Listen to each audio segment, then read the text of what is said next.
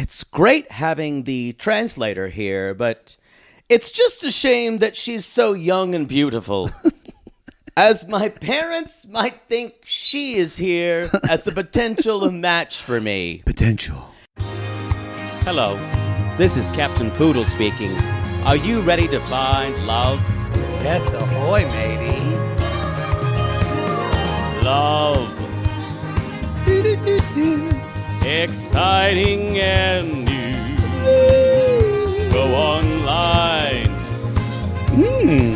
They're catfishing you. Shocker.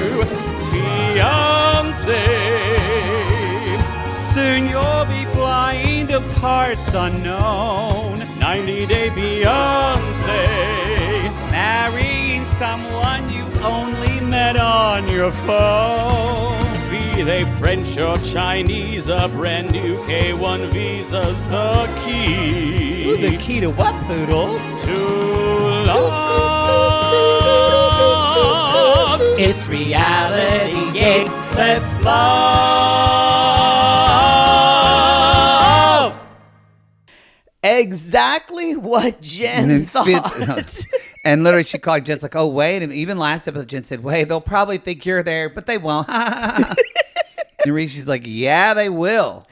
I gotta say, I have a feeling that the translator was found by casting for just that purpose. For sure. This is, if we talk about some fraudacity on 90 Day Fiancé, this is real. This is real. This is real, and these two people are a mess.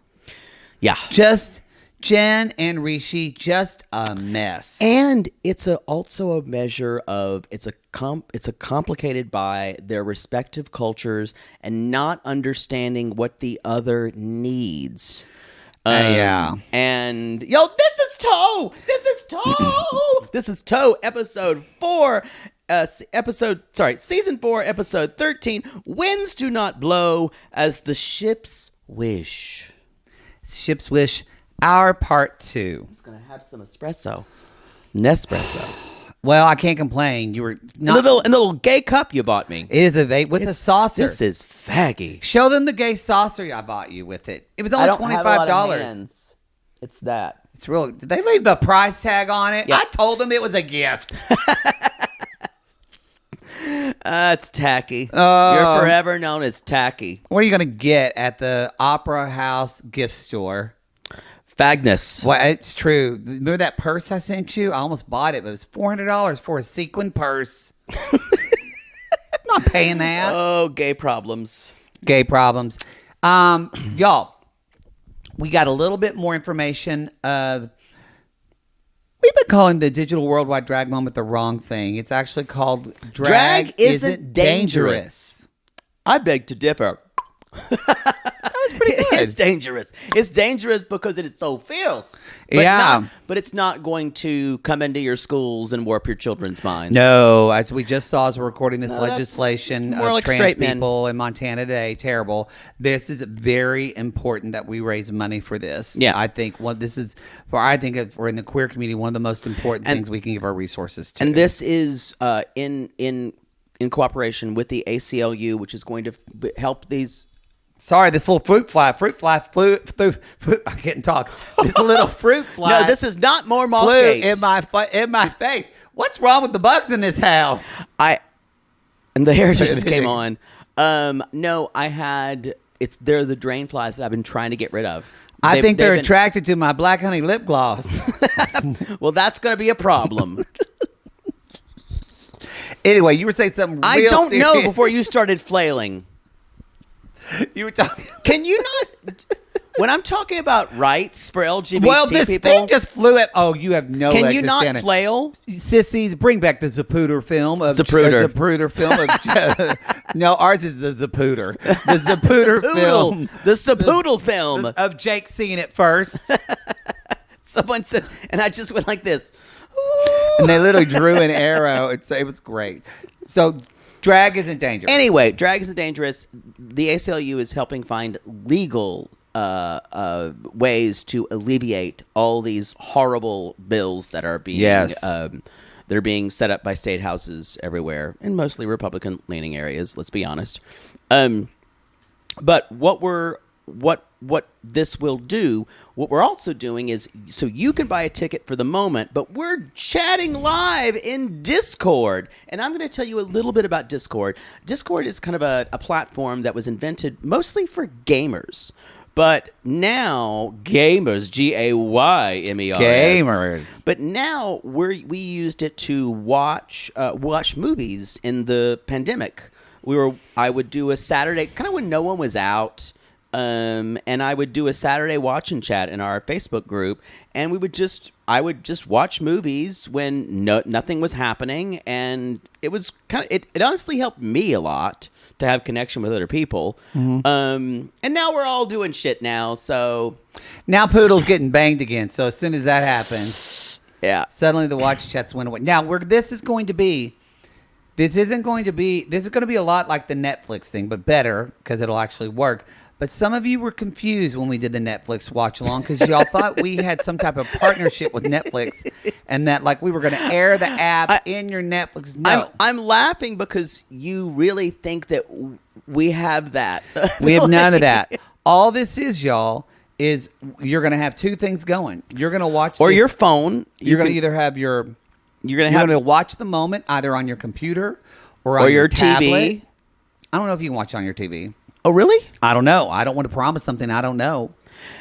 I'm not working tech support for Moment. No, we're not. So that's why I would say Moment.co. That's why you can't promise something out of your ass because you're going to say TV. I can promise and Discord because that's what I know.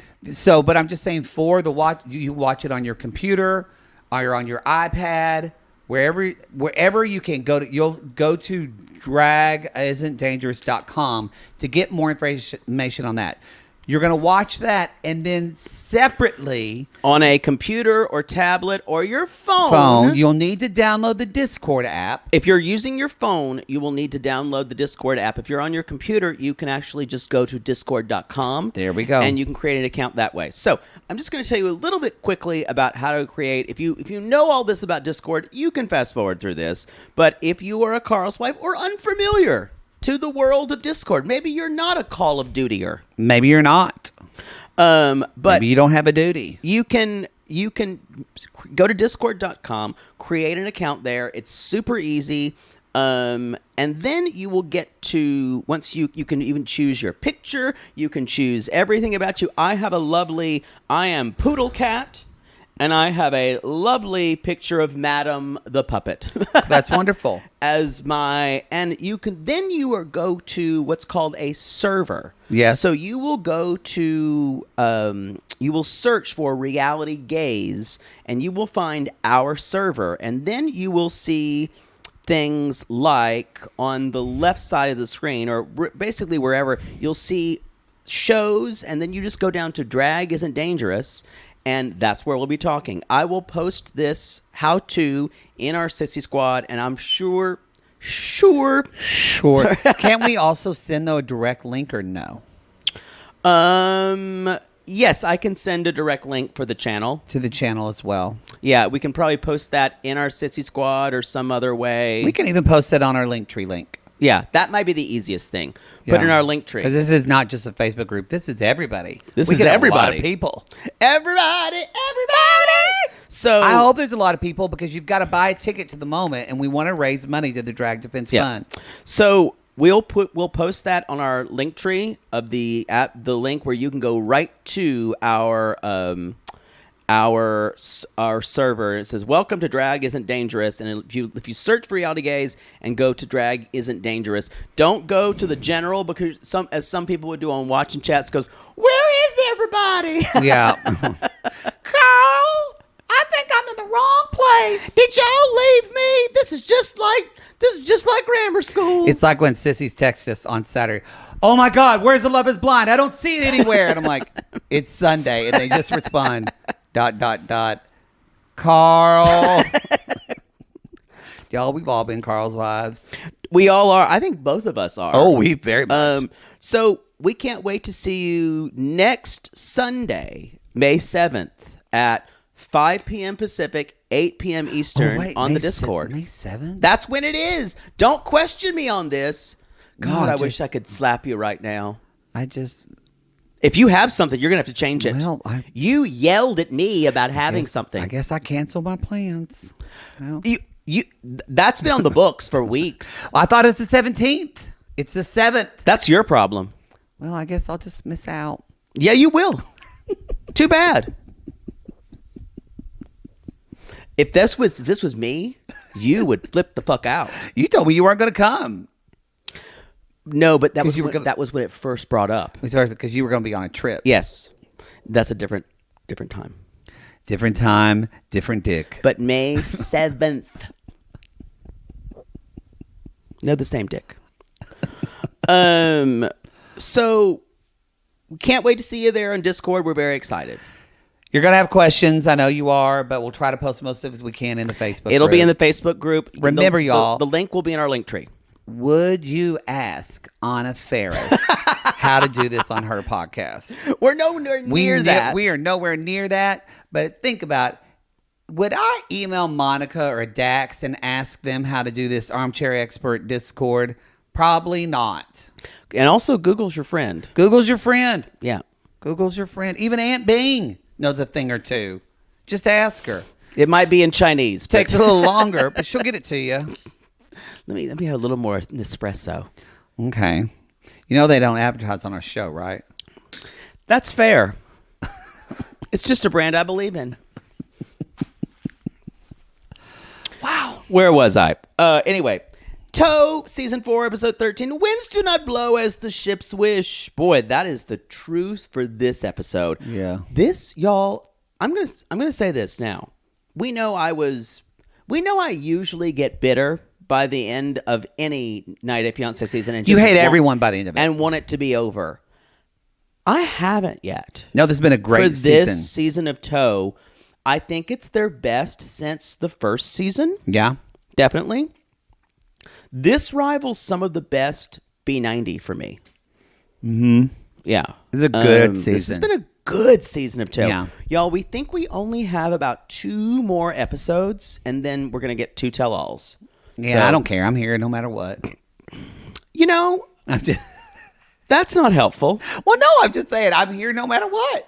You and Mary Payne like to It's do passive aggressive. No, I don't mean it passive aggressive. I mean, like, I'm here. I'm happily here no matter what we're doing. We be talking about Toe, Mo, no. I'm here ho. no matter what, I guess. But it also says you can do whatever you want to because it's futile. It kind of is. I knew it. It is. I knew that was part of what you were saying. It is futile. What's the point? We're going to recap it anyway, whether or not we know the schedule. Whether it's going to be the Toe or before or a single or 90, we're going to be here. Unless it's related to sex, I like to know what I'm going to be doing. Well, I'm just saying, Matt Sharp has got us by our butthole, just squeezing our little tank, going, "You want more?" Oh, wow. Say, "Suey, Piggy," and I go, "Suey, Mr. Sharp, Suey." That was graphic. If somebody works at Discovery, send that to Sharp Entertainment. Or don't. Just a couple of quick announcements before we start the show. Listen to the first episode to get most of the other announcements. Ultimatum Queer Love coming very soon on the $5 Patreon. Yes. $5 Reality Gaze Plus. Selling Yes. Sunset Season 6 and other S's. Next week will be our... Actually, no, by the time you're hearing it, it'll be airing soon. Yep. Seeking Brother Husband finale with Cara Berry from Everyone's Business But Mine. You and Me, MAX is still kicking. And our interview with Lindsay from Lalu has been out.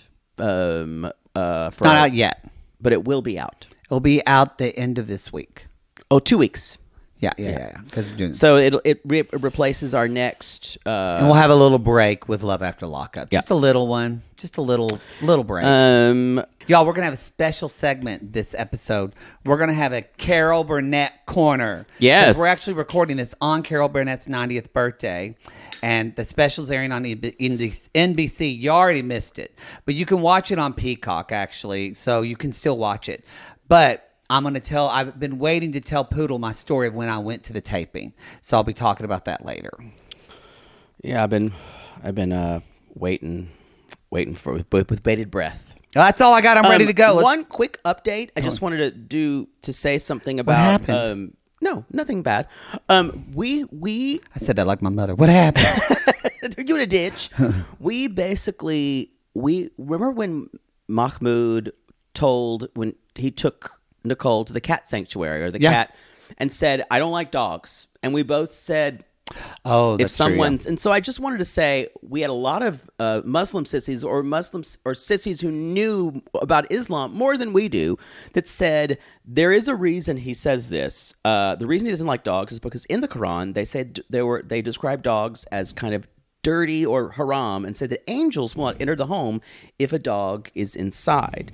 And devout Muslims use dogs for hunting or to keep guard. So if you're not using a dog for hunting or keeping guard somewhere, you shouldn't have a dog as a pet. That's the idea. That's so probably... cats are acceptable. So that does provide a little more context. Yeah. I want to also say, y'all, if there's ever something that would help us, you think, help us to enlarge our info about a certain culture or a certain religion, please send us a DM about it. We are more than happy to learn.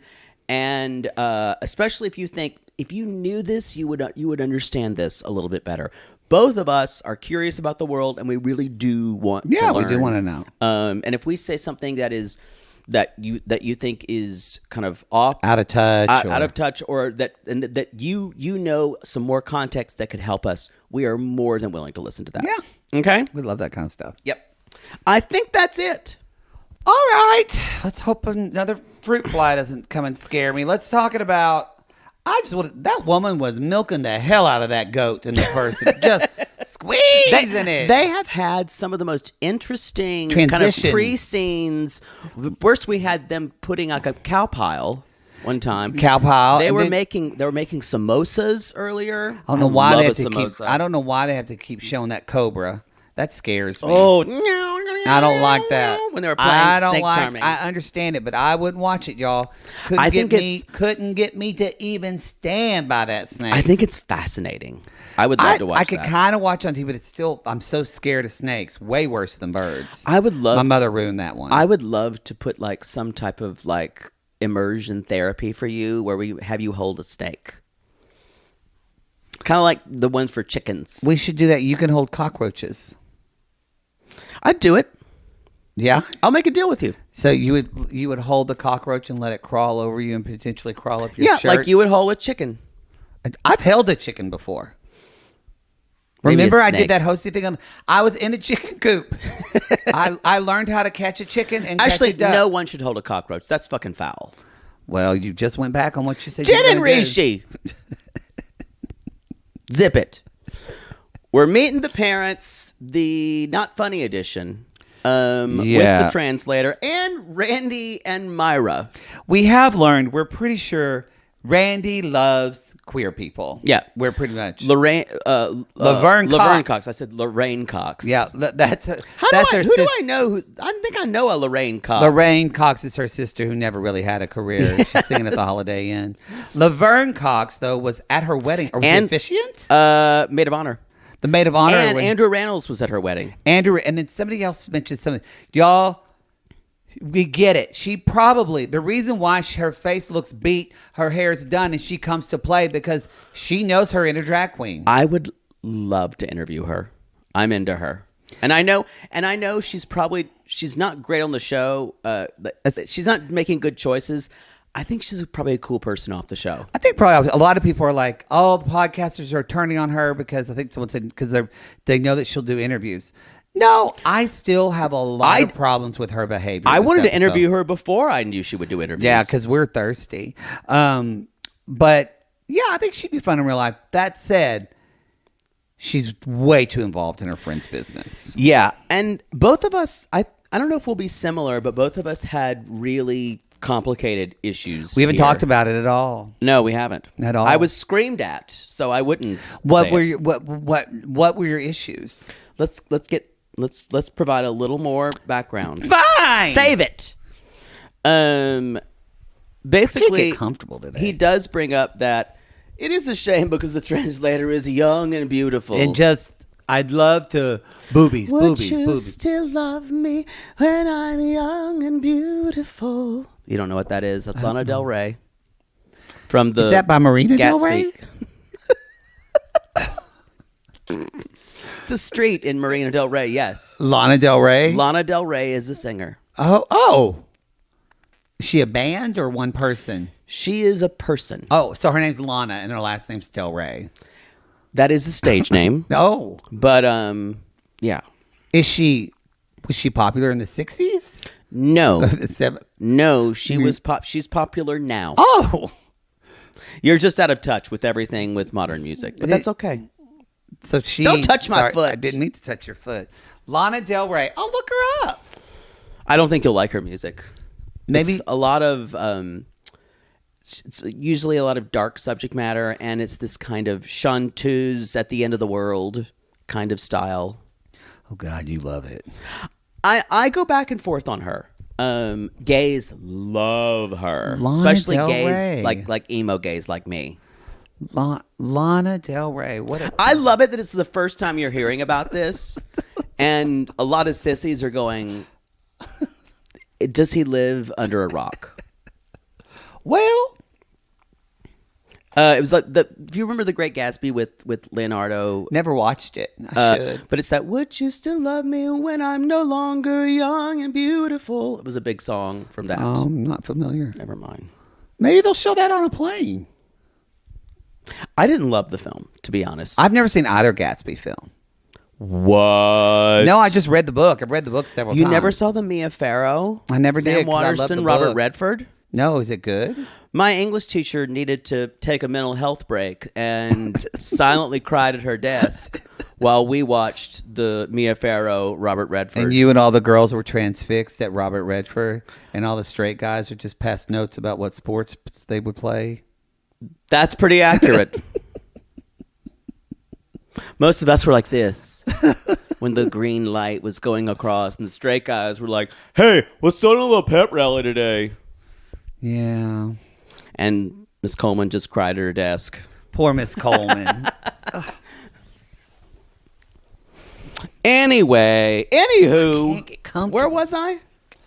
So, y'all, basically, the uncle comes in and the mom is there. And remember, the uncle is kind of like the father figure because his father has passed. Yep. So Jen basically says that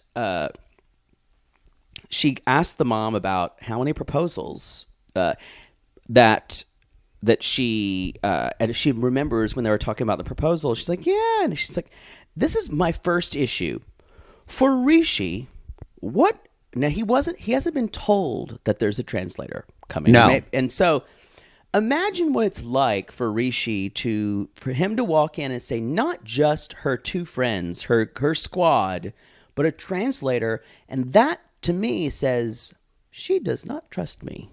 I mean, but he hasn't batted an eye at her friends catfishing him. I know, and I think honestly, it feels a little bit like I kind of want Rishi to stand up for himself. Me too. I feel like he's not.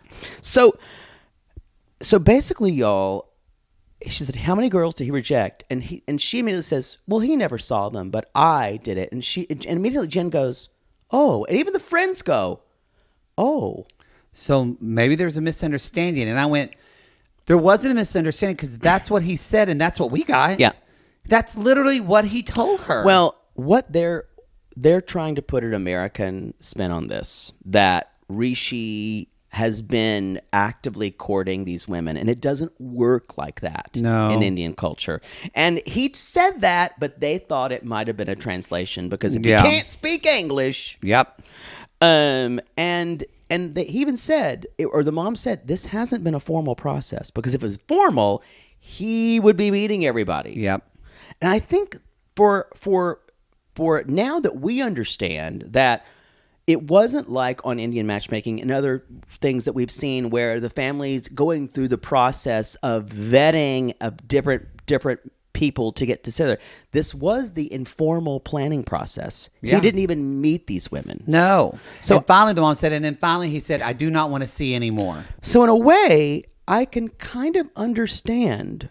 I can't believe I'm saying this. I know I wrote, why he did not tell them. Yeah. And I wrote, Jen. wait a minute. Has Rishi been a good guy all along? I don't know if I go that far. Because we still have his friend, but... Yeah. So, then, this is what's interesting here. And then she's like, so Mom, do you have questions? Do you want to know why we're asking? And Mom's like, well, maybe he's found someone. And that's when Looks at the translator. And that's when I went, she has no fucking clue. She has no idea. That's when I started feeling, you know, that feeling that I say when people start feeling unsafe. Mm-hmm. That's when I went, oh, this is going to get really real, really quick. And then I was watching Randy go, I've got something to say, like Jerry Blank on Stranger Than Candy. I've got something to say. She does say it like and y'all, all of a sudden, Randy's like, well, I'm here to support Jen as she tries to deal with Rishi and their pending engagement. Rishi. They got rings. Oh, fuck me. What this is what brought, so what this actually triggered in me was because I was outed. Mm-hmm. I was outed. I was outed in college. Felt like that to me. And it really, I was shocked at how much it actually It felt like that to me too. I was watching it. Actually, I'd turn it off for a little bit and like take a break because it just brought me back to all of that the next morning. I remember walking down the elevator and people that were even fine with it, not even against it, were just like, hey, Matt, I heard last night was a night of true confession. You go, what? Especially with the parents. Especially with the parents. And it just felt really wrong. And I wonder if other people will feel that way because I felt similarly. It felt like a betrayal of any type of trust. And you can say, well, he's been lying to her the whole time. This was a different approach. This was not just exposing his lies, but you're doing it in front of his family and saying, he's got a fiancé, and these are my family. These are my friends who know about it. And you've brought interlopers into our house in this very, very tenuous, fragile ecosystem. Mm-hmm. And I just was like, and you can tell Rishi felt immense shame. Immense shame. Not just from Jen and her friends and the squad, the Harpies, but his mother and uncle. Yeah. And he looked like he was about to throw up. He did. Then they exchanged ring, and the mom's face, you can tell she went, oh, she was just trying to process it. Yeah. In a million years, she did not think this was happening. No, and mom said, what do I say? And they ask her, and the translator says, well, will you allow it? And I'm like, she just found out. Yeah. And mom's like, maybe they're joking, and so we're in shock. And then she's like, I feel good. What's there to do? If he likes her, it's fine. I wrote, what the fuck is she supposed to say in front of all these people on television? She does say, how are we going to talk? I don't speak English. She doesn't speak Hindi. How will we even communicate? And I think at that point, that's because she's saying that because they immediately think they're living jointly in a joint household. And Randy's like, wait, this meeting's to give everyone time. It's no decisions, just giving time. Which is what he wanted. And Jen goes, you're really good at this, being interviewed. Thank you so much. Thank you. This was... She's an interventionist. This was literally like they came in there, took a shit in the middle of the floor, and put an American flag into it. That's exactly what they did. That's what this whole thing felt like to me. That's exactly what he did. And then sang the battle hymn of the Republic. And I'm proud to be an American where I shit down in your floor. And I put a flag on that shit and I said, your son's a whore. Wow. You know what? On that note, we're going to take a commercial. And we're going to finish this up. Wow, I don't know if we can go on for that. I'm glad there's a commercial. So... they ask Rishi how he's feeling. He's like, I'm shocked but relieved. At the same time, he's basically just trying to keep his face together. His balls are sucked so far up into his stomach. Oh, yeah. And then the mom's like, I do want to talk to Rishi a bit about this. And then, so later on... He said, but on the other hand, I thought that Jen would follow the plan, and I'm really disappointed that she said wouldn't. that this ruins everything for me in the moment. And then they start bringing up that Jen said, well, the mom says, where would you live? And Jen says, Mumbai. well, I'd like to live in Mumbai, but I'm open to it. Which is far from Jaipur where they are. Remember, y'all, and the uncle then explains he should stay here because he is the man of the house. There's so many things. Again, y'all, we know this from Jenny and Sumit. We know what Indian culture talks about taking care of older. In Rishi's mother ain't young. No. And basically, already they were saying, I need a daughter-in-law to help me keep house. I need a daughter-in-law to help me do the things. I'm old now. I can't do all these things. Now, that is not Jen's responsibility, and not saying Rishi has not, kind of like Gabe. Rishi's like, if I avoid it and don't tell everything, then everything will work out. But actually what he does is he makes it worse because it is not fair for Jen. She doesn't want to do all those things, and he didn't tell her. What I think he was not I don't know his plan, but what I think he was wanting is the longer it's kind of a Jenny and Sumit thing. The longer Jenny is there, the family just starts to get used to her. And I think that was Sumit's plan. And as to quote another Seinfeld reference, when they said, I'll just be there for you when you've broken up with someone. I'll just be there for you. And then you wait a little bit longer, and now you're just there. So she'd be in their lives enough to where they could hopefully look past this idea of what they think marriage is, of what they think she has to be Indian. She has to be of a certain age. So, which we know both from Sumi, that's not going to work. But that's Rishi's idea. So you understand it, but it's not going to work. And to be honest, it's a shitty thing, especially for Randy and them to just come in and do this. That was the worst part of it. And yeah, it's shitty of Jen to do this. But when you do, I'm not making it as an excuse. When you look at the track of the relationship, it's a little different. He didn't out her, but Rishi kind of did the same thing to her when basically he said, I want you to meet the women of my family, and suddenly just thrust her into this house, and they're telling her to take care of and get up at 4 a.m. She's going, what the fuck? What the fuck? It's her reaction wife training then was very similar to this reaction now. So now they're both in this relationship of just dunking each other in an experience that they're not used to. Best of luck. And they basically say, and I want to go back to kind of an idea that I was talking about by being this kind of fragile ecosystem of certain things had to be explained at certain times. And I think Rishi was waiting for that. And I don't think it was ever really going to happen the way he wanted it to. But he knew it couldn't be this way. He knew it couldn't be this way. I don't think he wanted to tell them, period, because he knew that it was never going to be accepted. Yeah. Because of her age. Yep. I totally agree with you. I think he was living on kind of borrowed time with her. I wrote, thinking. Yes, I wrote.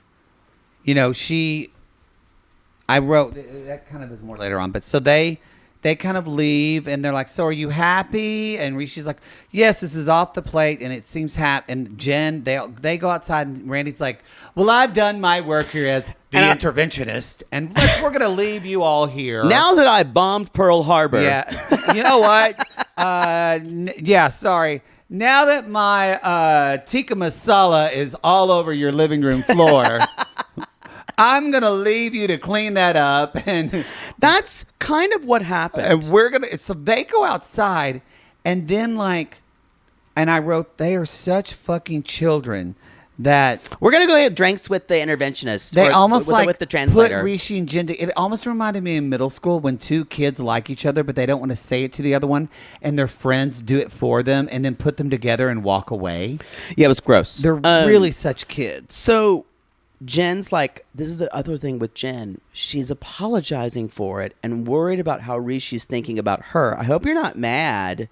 And Rishi's like, well, I'm kind of happy for the present time, but Can I say, because that's actually not in Jen's nature to do this. Nope. Her friends bulldozed her to do it. Yeah. Remember, it was their idea. So I think Jen now is having shame of, ugh. It was also their idea to catfish Rishi. And so they're not good friends. Totally agree. They're not. If we interviewed Randy, I'd tell her that. I would tell her that. I think I would. Cut to both of us going, we love you. Oh my God, I love your makeup, Randy. Tell me about Laverne. So we were basically, and I wrote down, they need to know that I don't want to live in a joint family. And this is what I thought about. Let's say they stay in Jaipur. Okay. And is it possible and I can ask maybe an Indian sissy would know this, or someone who knows about life in India for daughter-in-laws. Is it possible that Jen or Rishi could come over and do things for his mom and live in a different place?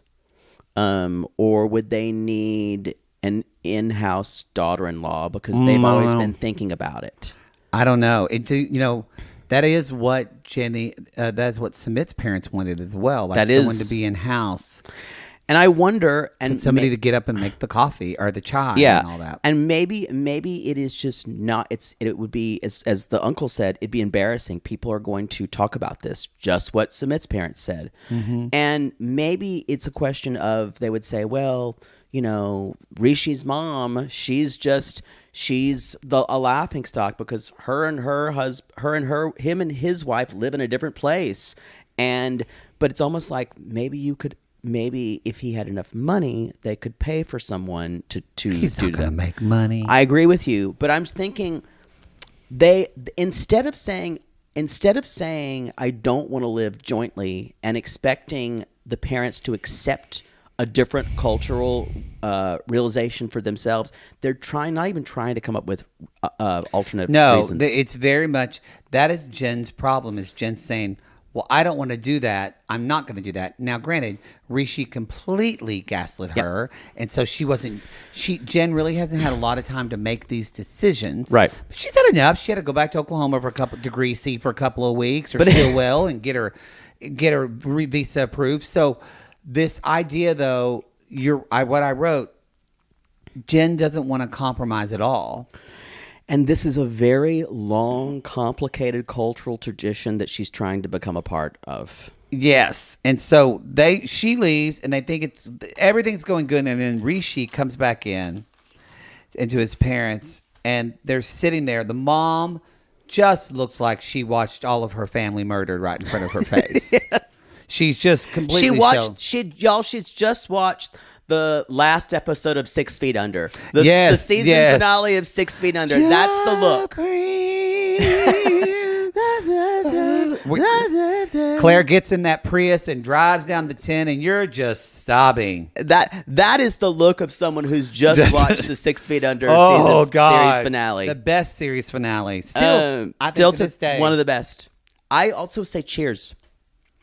When he says, "Oh, it was good." Everyone leaves, and there's someone at the door, and he says, "We're closed." Yeah, that was good. People say MASH too. We need to move on. Who gives a shit? Anyway, moving on. Then the uncle asked, Mary Tyler Moore. Sorry, now you got me thinking of Newhart. We can't stop. Newhart. I remember where I was. Oh, God. I remember when Susan... Spoiler alert. The idea that people would go, well, Carl, I'm not going to watch Newhart anymore. Told me. Well, golly. When he woke up and said, I just had the craziest dream, and Suzanne Plachette said, what is it, Bob? From the bud. I also knew that she was on. Actually, I was watching that with my mother and father, and I had to have them explain it to me. And mother's like, oh, she used to be on the Bob Dewar show. I'm like, that's amazing. And as a child, I was like, that is a very interesting way to do that. One day I'm going series. That gives me an idea. Let me go play Evergreen on my keyboard. Yeah. Can you still play that on the piano? Yes. Are you kidding? You never played it for me. Well, Maybe someday, if you're lucky. So Rishi's mom is sitting there, and the uncle's sitting there too. And the uncle says, for the last 3 years, he has turned down these women and hasn't told us a thing. And y'all, they ask what her age is. 48. The mom already says before the age. She says, my heart is broken. Yeah. So yes, they asked 40. And he says, 16-year age difference. The uncle says, how old is she? Answer us, man.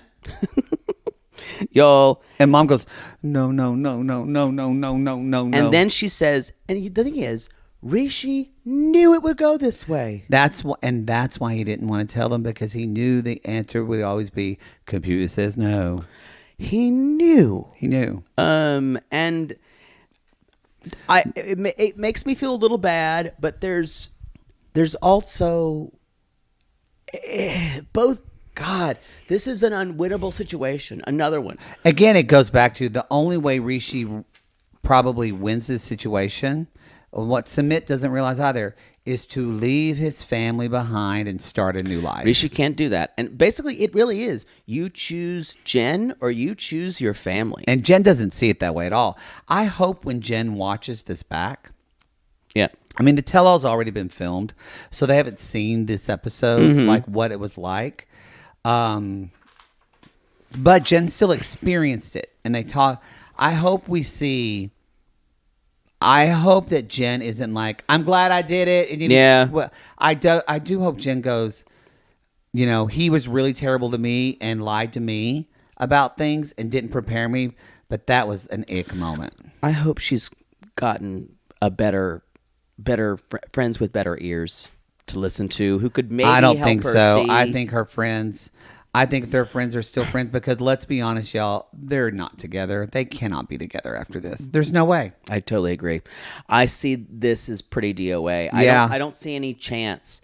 And basically the uncle says, tell her that, sorry, I can't marry you. And he's crying, and he said, and there, oh my God, this moment, I actually teared up here because I saw him try to make magical thinking out of this. Like, maybe if you just waited to when the astrologer said, things would have been different. If I just had one more dollar to play that machine, I'm going to win it all back. This was, I will say this. To me, this was the most compelling episode of this season so far for me, where I was like this. It was a great episode. They're doing the Lord's work this season. This is a complicated fucking story. It is. Anyway, and then she was basically, Jen loved me so much she moved here. You see him going through the shame and just blah, blah. Oh, it was really hard to watch. But also I was like, let's talk about something lighter. Oh, wait. It's not the one I wanted. Can we just do it regardless? This one.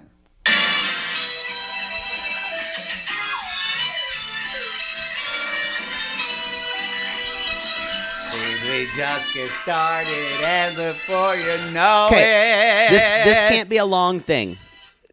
You will not rush me. I've been waiting for 3 months to tell you this story. Okay, tell me the story. Tell me your Carol Burnett 90th birthday experience. Okay.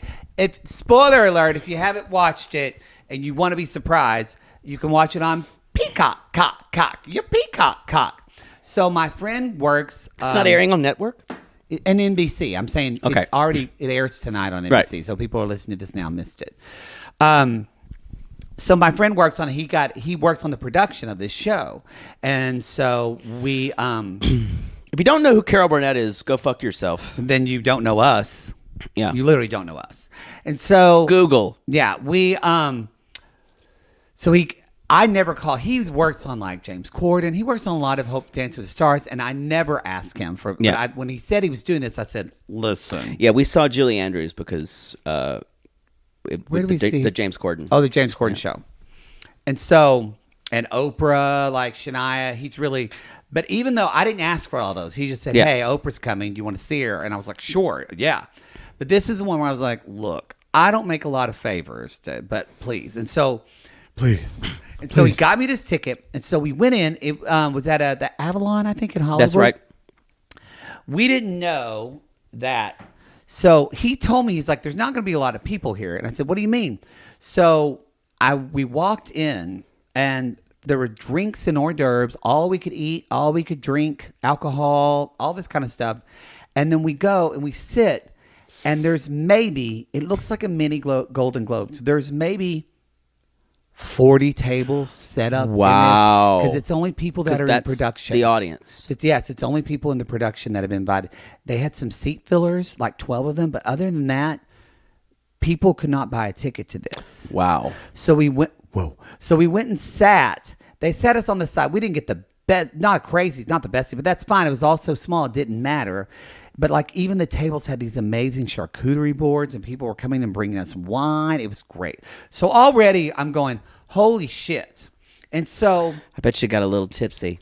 no, I didn't, because I needed to have my senses around me. Well, I did later when I talked to Maya Rudolph. But anyway, so Wow. Oh, that's a name. You dropped a name. So we're sitting there on the side, and we're both sitting, and we're like sitting kind of next to the stage, and then just kind of like out of the blue, celebrities just come and started sitting by us. And when I say sitting by us, like I'm sitting here where I sit on the thing.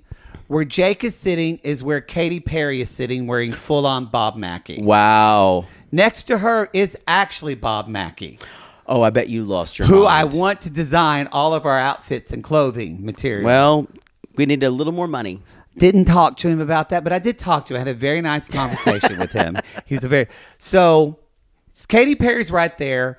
Bob Mackie. On the other side of Katy Perry is Billy Porter. Yes. And that's at one little table. Behind them, I'm sorry, Bob Mackie's at the table behind. Behind them is Bob Mackie, Lily Tomlin, and Bernadette Peters. Now you're talking. All wearing Bob Mackie. All wearing Bob Mackie. So, y'all, that's who's sitting beside me. And in front of me is Melissa Rauch, who's on Night Court, who's on Big Bang Theory, the little blonde. Next to her is Sofia Vergara. Wow. Her son, who is hot. His son's hot. And then also Scott Bakula.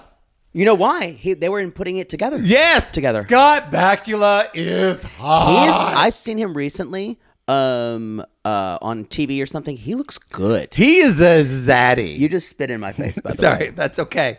When I told my mother that Scott Bakula, she went, "Oh my God, Matthew, what would I have done?" Because my mom. I'm glad your mother heard about this before I did. She made me tell her, "Oh, you can't keep this from me. I'm your mother." I just thought you'd tell me when you wanted to. I wanted to tell you on the show. Okay. No, we've got at least 20 more minutes. I'm kidding, maybe 7. And so, anyway, they're there. Who else is there? Okay, they're on the other side. I see Kristen Chenoweth is there. Yeah. She's sitting at a table with Marissa Tomei. Wow. So Charlize Theron is there. Ooh. She's at a table. Charlize. Glad I didn't talk to her. I would have said her I'm name glad wrong. too. Hey, Charlize. At one table is just Kristen Wiig, Amy Poehler, That all Maya tracks. Rudolph. At one point, I thought I was living in it, but what was weird is that these celebrities were fanning, like the Bernadette Peters, the Bob Mackie, the Carol. You could tell that they were free. Like I saw Amy Poehler in a very human moment just walk up, kind of sheepishly, and say, "Hey, Bob, I don't know if you remember me. I'm Amy." And he was like, "Of course I remember you, Amy." I love when celebrities do that to other Their celebrities. guard was down because they knew they were in a safe space. Yes. Nobody really fanned And them. they didn't know that you were around to show your Lenny like from a Mice and Men's Strength. That's true. I can't even. I'm getting excited now. Telling you, I can't even remember who else was there. There was So. Okay, get to the juice. So again, everyone's wearing vintage Bob Mackie. They're gorgeous. Yes. So we're sitting there, and then I'll show you the picture later because you can't really see it here. But we're sitting there, and then I don't know why I didn't expect it. So there's like a table in the middle. So probably I'm maybe like 20 feet from this middle kind of booth thing, maybe 25 feet. And so everybody's getting settled. Out walks Carol Burnett. Yes. Holding hands with Julie Andrews. I'm 25 I would feet lose from my them. mind. I would have lost my mind. Oh, I did. I did. To see them together, I would have lost my They mind. sat there the whole time. She just sat, and I heard her live saying, "Just here for my chum," and I went, "Oh God, it's your chum. Stop!" She's gorgeous. She looks amazing. So it starts. Steve Carell comes out. Yeah. Steve Carell does a bit. I mean, that I saw. There was a commercial that had him. the bits are great. It shows like Marissa Tomei does a bit. You've already seen it, but she does a bit as Mrs. Wiggins. Yes. in the wearing the outfit, and Maya Rudolph wears the Gone with the Wind dress. Like, and they were showing all these different Bob Mackie things. It was incredible. I think Jane Lynch was there. She was sitting at the comedy table. Darren Criss was there.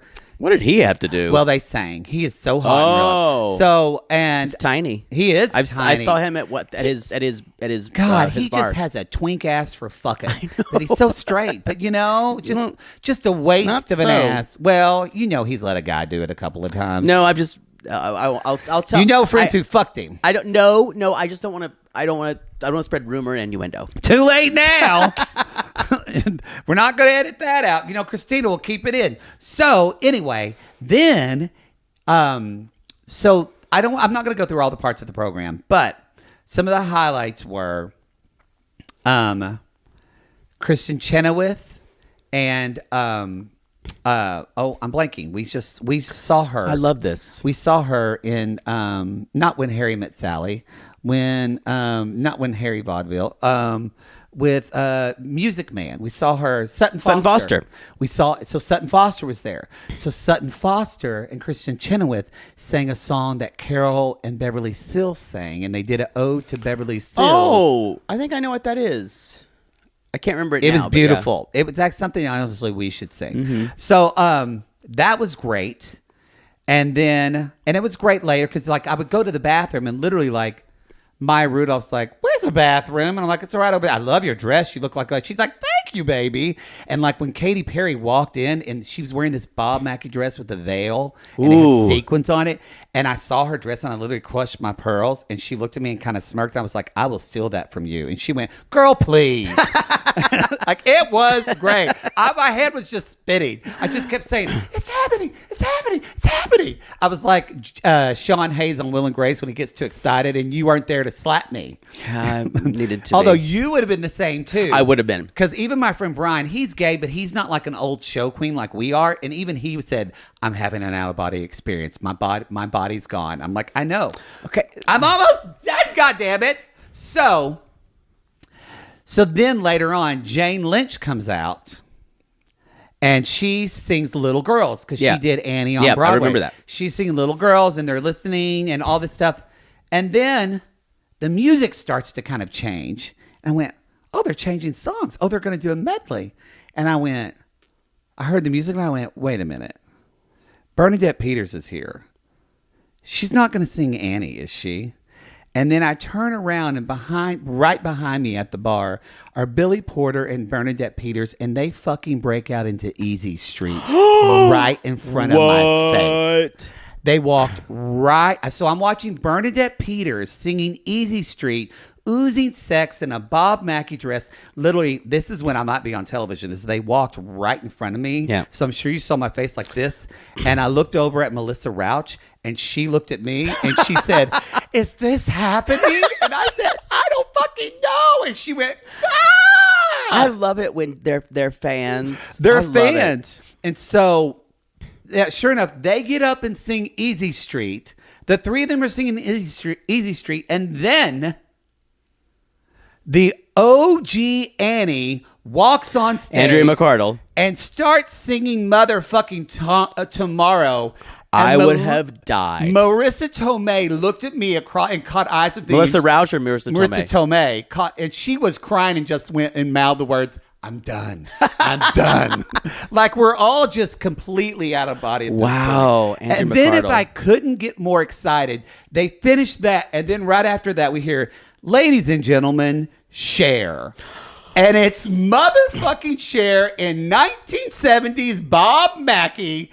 And she comes out, does a presentation, and then she sits, and at a booth is just Cher, Carol Burnett, and Julie Andrews. And I started to cry. I would have lost my mind. Because it's just the three women I wanted to be when I was a little boy in the 80s. And even Cher, she had to introduce Sutton Foster. And so she's like, coming up next is Sutton Forster. And she said the name wrong. And so Sutton came out and then sang, and they stopped it. And they actually said, Cher, that is Sutton Foster. And she goes, oh, fuck Cher. Come on, get it right. I hate this shit, everybody. I hate talking and knowing names. Oh, well, fuck it. It's what we get paid for. Oh. And she's like, whoa, I'm Cher. And then she does it again, and she messes up. She goes, God damn it, guys. I need a drink. Like, it was just such Cher. It was amazing. And then afterwards, Vicki Lawrence was there. I met Vicki Lawrence. I got a picture with Vicki Lawrence. She was very nice. I ended up meeting Carol Burnett. I got to meet Carol Burnett, and I told her. Did you lose your mind? I was pretty. I'd met her before books, but this was time like I told her a very quick story about my mom and I. I posted that on Instagram, but she grabbed my hand. She's like, "That is so sweet," and we took a picture with her. We didn't know at first we could go down there and take pictures. So I was 7 feet from Julie Andrews, but I did not take a picture with her. But then basically after this, I realized Melissa Rauch and I are now best friends. We just talked for 10 minutes about Carol Burnett after the thing and completely like fanned out. And you can shared get her stories. number. She can be on our show. Sure, let me call her up. Hey. Anyway, it was a wonderful, wonderful night. It made me wish you were there. That was great. It could have been solved in 5 minutes, but that was definitely worthy of a corner. Thank you. It's definitely worthy of a corner. Thank you. It went on too long, but that was great. Thank It you for was that. wonderful. I loved it when, again, Sofia Vergara talked to me. She had to go to the bathroom, too. Apparently, I knew where the bathroom was for everybody. Anyway, it was great. That's something on your resume. Helpful homosexual. Helpful homosexual. You know what it was? And I'll say this, and this is what I'll finish with Maddie's thoughts. That's not a thing. I will say that with my dad and my breakup and a lot just kind of a hard year, sometimes you forget that, like, not only sometimes you lose faith in people or things or whatever when hard things happen to you, but sometimes we lose faith in our dreams. Mm-hmm. And I sat there, and why I cried when those women were sitting on that couch is I went, this is what that little boy dreamt about. And you don't cry. I don't. This is what that little boy dreamt about. Being part of this entertainment industry. That's being lovely. Part of this world. I would have cried the whole time. Oh, yeah.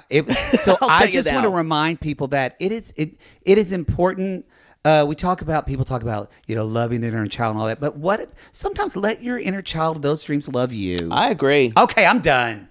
Get off your grinder. I'm sorry. I'm pushing a meeting I have because that was so long. Well, what? Oh, I will not have it. Do we need to pause the show? Do you need to text someone? Yeah. I didn't know you had a heart out. I told you. We'll be back. We're back. I've been shamed for my story. We'll see the next time you have a Broadway corner. I'm saying I would have parsed a different amount of time for this. I would have maybe suggested the first show. Sorry, my lifelong dreams were No, too long. I thought those were lovely. I just needed to. It's too late. You ruined it. Sorry. I'm creepy. I'm bad. I'm angry. I'm a motherfucker. Sounds right. You are. Sounds right. I don't want to be I told you so here, but this was how it was going to wind up. I think the editing fooled us. The first episode, maybe. I think you know what it is? I think as soon as I saw them have no chemistry, I went, "Oh, this is transactional." Definitely when you got y'all, we haven't seen them even. I know they don't do it cold, but we haven't even seen them hug really or kiss. Nothing. As soon as I first saw them, I said, "This is transactional," and I don't think she without her being aware of what the transaction was. I don't think Debbie's aware of a lot of things, and I think that's sadly one of the reasons he found her. Yeah, and why her son Julian is so protective of her. Boy, Debbie who wanted Julian to be right? Yeah, she does need to be protected at all costs. So y'all, if you remember last week, he basically said, "I'm my plan. This is what we're going to do. My plan is we're going to you're going to give me the visa. You're going to go to the U.S. and we're going to live our lives together. Which that's kind of the last thing in his idea. And he even says, "You will bring me to the U.S. as a painter, as a poet, because there is no future for me here." And he's saying it in a way that is basically like, because you're going to be my wife, you're going to do what I say. Yeah. And it was almost like she said, "Oussama, you're like, it's like Dr. Jekyll and Mr. I don't know this, Oussama. It just got dark." I gotta say, I don't know if she'll stick to her guns, because next week you see him saying, she's like, "Love can heal everything." I went, oh no, because what I appreciated was Debbie does not dawdle. No. She immediately says, well, this is done. I'm a non-dawdler Debbie. Now, what he does say on camera says, "I promised her that we would live in Rabat, but I really wanted to go to the U.S." He full-on admits it. He full-on admits it. That he full-on admits he lied to her. He does. And then... You're a cold-blooded snake, Oussama. And Debbie says, "I'm not supporting a man. And you should be ashamed. And... You done me dirty. You're creepy." And y'all... You could do a whole monologue in that wig. I know. You done me dirty. She's basically leaving, and I opened a door, and a poem slipped through that door, and it was Oussama's poem. "Call me a cab. I'm leaving." Well, no, she said, and the poem slipped in, and then she said, "And I was stupid to read it. I'll never read another poem again." I must say, I was really, really saddened by this. I mean, I knew it was going to be there, but she's devastated. I mean, same, Debbie. I don't want to read any poems right now. But I think that's a normal response, though. But the way she said it was so poetic. Yeah. Well, she also said, "I feel used, and I deserve it for believing in him. My inner child has been slapped around." Oh God! It was so.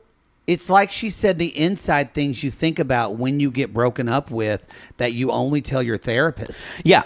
But she says it out loud. She said it to the camera. So the next day, y'all, she's talking to Julian, and you can tell how hard this is to tell her son, who was basically right about this, that she's going to have to say that.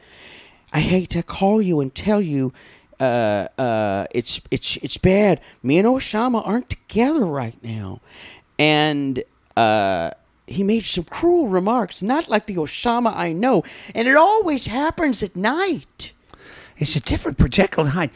I got to say, kudos to Julian, who says, she's like, "I know you want to say," he said, "That's not important about me. We just need to get you safe, Mom." Good for him. Good for him. He could have, he's like, "There's no time for the I told you so's." Randy. You won't listen to me, Jen. And then she does say, "I wanted my happily ever after, and I don't have much ever after left."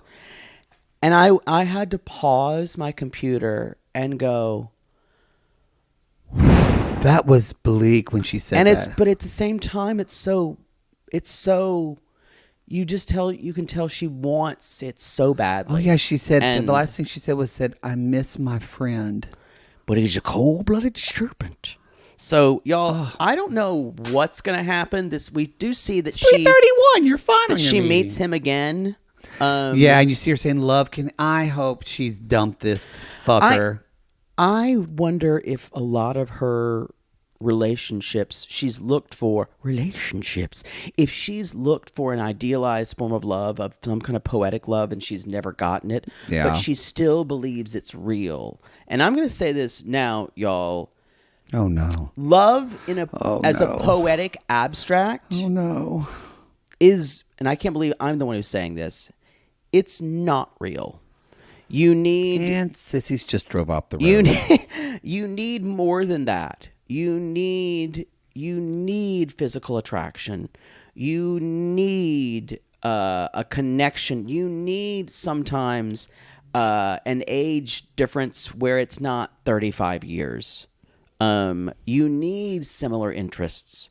You need more than just poetry. My 16-year-old self would not have told you that. Debbie is still 16 in some ways.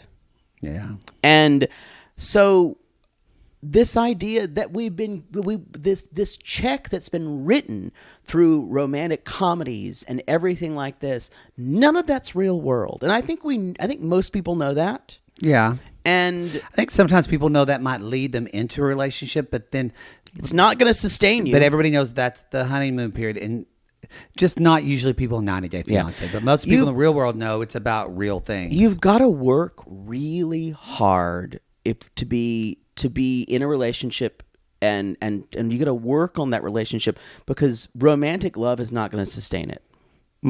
Yeah, maybe the physical attraction and the neither one of you wanting to be alone will keep you going for a while. But if you don't work, it's not going to work. The thing with Debbie, though, she has this obsession with being young. I know. And so that's always going to lead her towards men that take advantage of her. I want her to be on the single life, but I want them to really protect her. You know what? I love her so much. I do too. I don't want her to be on single. I want her to be on a show like Bob, what's his name, where she just Bob Ross, where she just paints. Welcome to Debbie's Painting Corner, or just makes jewelry. I'd watch that show.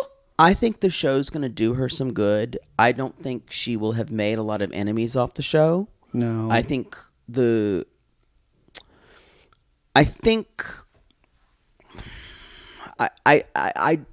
the end, I don't know if she was a good person to be on this show.